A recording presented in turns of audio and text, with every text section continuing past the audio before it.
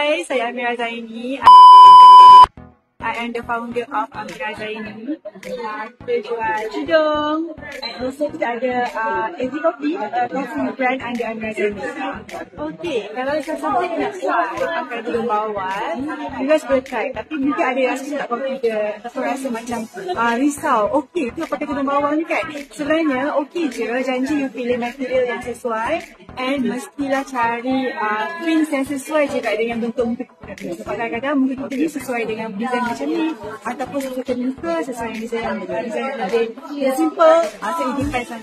Kalau kita di luar sana yang mungkin nak mencuri bidang perniagaan, just do it, okay, teruskan je and tak salah pun then bila kita start habiskan, buat sampai habis. Orang kata alang-alang menunduk pakai sapi dan sampai ke pangkalangan. Memang akan ada banyak cabaran tapi don't give up.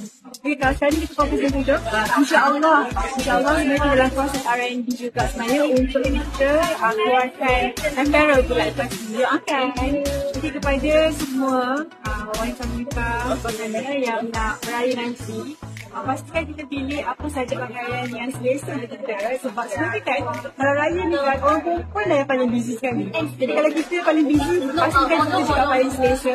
Pilih material yang sesuai, pilih outfit yang sesuai. Yang paling penting kena bukan cantik tapi kena nampak selesa dan praktikal untuk kita.